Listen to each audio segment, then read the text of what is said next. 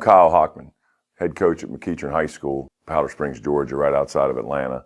And I feel really compelled to give back to the game and show people some things that I've learned over the years. Have been in this game for so long that you feel like you want to make an impact and give back.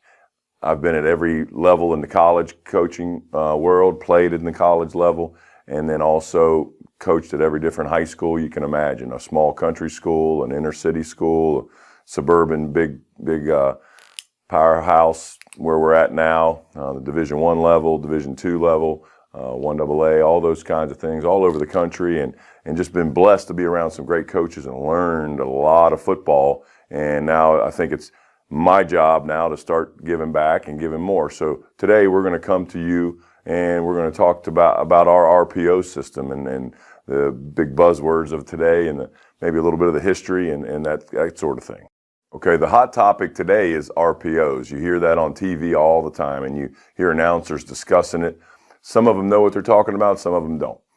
But it's a great opportunity to read and to option defenders with a throwing quarterback, and that's kind of where it all began.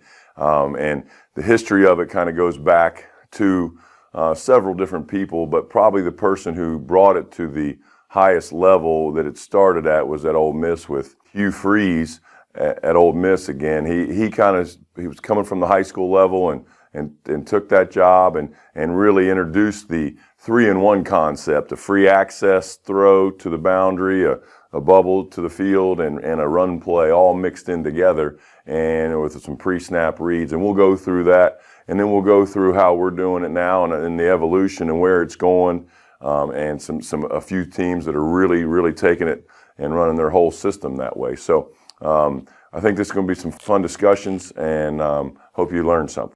Okay, the beginning of it, and again at the high level at Ole Miss, was the 3-and-1 concept, and again the free access concept, which we use the word gifts, and in other parts of our offense, if they're giving it to you, we're going to take it. So how we first started getting into it, and again, you looked at it from Ole Miss, and you've probably seen it if you've studied the RPO, is where they were coming out in a 21 personnel, or using that H-back, however they were calling things. And we have this part in our system. They were running power, which we call 36. And if you've watched what we're doing, where we're going to pull, kick, but they have two things built in. Number one, a bubble to the two receiver side based on the horizontal dual responsibility defender. Okay, so you have that alley defender, your nickel, your Sam backer, however you want to say that. The dual responsibility horizontally, if he is too close into the box, so we're going to throw that bubble and take our shot there. The other part of it, the second part of it, or the first part of it, you can go either direction you want, is the free access lane to a hitch route. So if quarterbacks can start here, I'm going to take the hitch. If they're giving it to me, again, we use the word gift.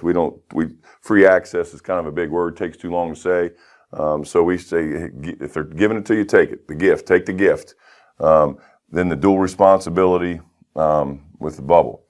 And if someone's in that lane, they have the Willie backer sitting out there. Now you're looking at a really good 5-man box or whatever their structure might be, and you run your power read from there. So it's a pretty simple concept, but you have a simple bubble and a simple hitch. Now you can take this and build and expand, and it has over the last handful of years, where people are starting to run vertical routes. They're starting to do a lot more with it, and I'll kind of go through and explain how we are using it in today's game.